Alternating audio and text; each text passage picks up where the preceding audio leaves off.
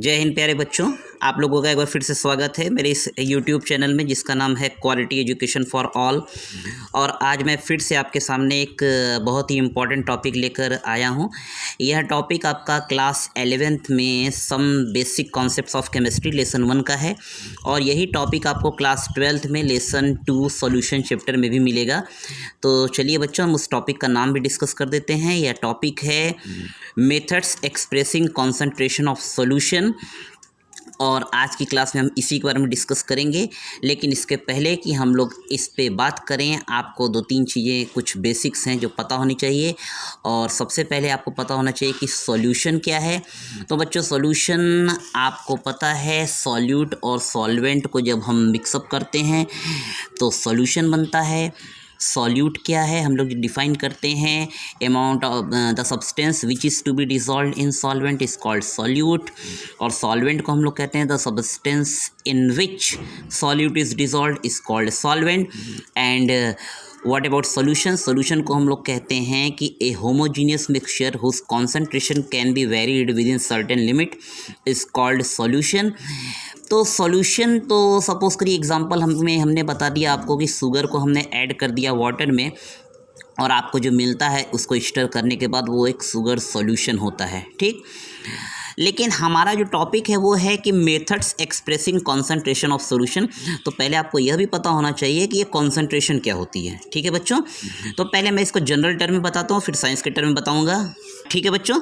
तो चलिए सपोज करिए कि हमारे पास 2 ग्लासेस हैं, एक को हमने नाम दिया ग्लास ए, दूसरे को हमने नाम दिया ग्लास बी। पहली ग्लास में हमने 3 स्पून शुगर ऐड किया और दूसरी ग्लास में हमने 5 स्पून शुगर ऐड किया। और जब आपसे कोई यह पूछेगा कि which glass solution is more sweeter, तो आप कहेंगे कि ग्लास बी का जो सॉल्यूशन है वो ज़्यादा स्वीट है, उसकी स्वीटनेस ज़्यादा है, ठीक है बच्चों।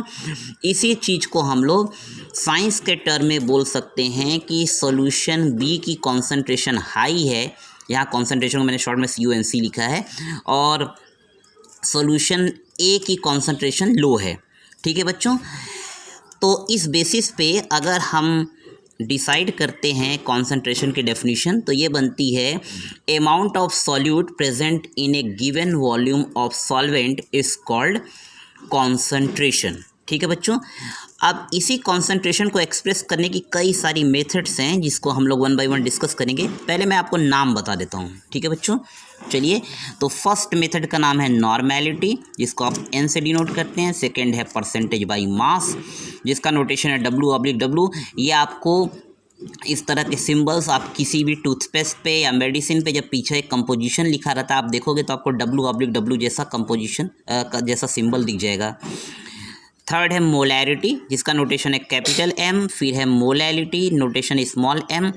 फिर है मोल फ्रैक्शन, जिसका नोटेशन है x। और तीसरा है, सिक्स्थ है पार्ट्स पर मिलियन, जिसको आप ppm बोलते हैं, ppm, पार्ट्स पर मिलियन।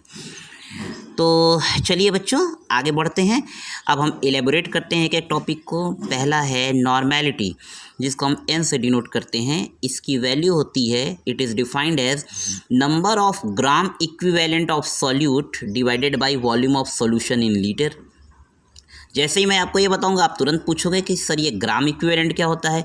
तो ग्राम इक्विवेलेंट बच्चों, इसको हम लोग डिफाइन करते हैं given mass of solute upon equivalent mass, ठीक है, into volume of solution in litre.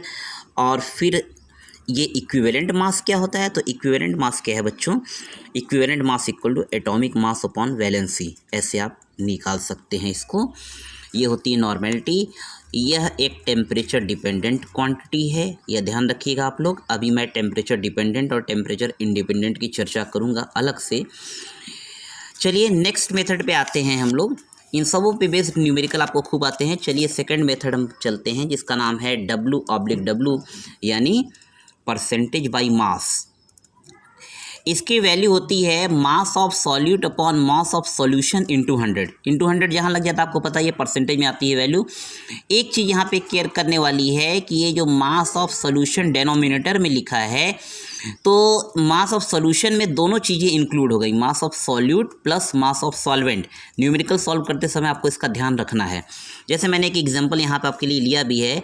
Suppose करो क्वेश्चन आपको दिया जाता है कि 40 gram of NaOH is dissolved in 80 gram of water.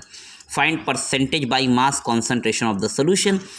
तो अब आपको यह ध्यान रखना पड़ेगा कि सॉल्यूट क्या है, सॉल्वेंट क्या है, ये आप डिसाइड करेंगे खुद से। इसका एक सिंपल तरीका ये होता है कि जो सब्सटेंस कम अमाउंट में रहता है उसको हम लोग सॉल्यूट मानते हैं। वैसे आपको क्वेश्चन पढ़ के इतना तो सेंस आ ही जाएगा कि आप सॉल्यूट और सॉल्वेंट डिसाइड कर सकें। तो 40/40 + 80, मैंने कहा था ना सॉल्यूशन के मास में सॉल्यूट और सॉल्वेंट दोनों का मास रहेगा।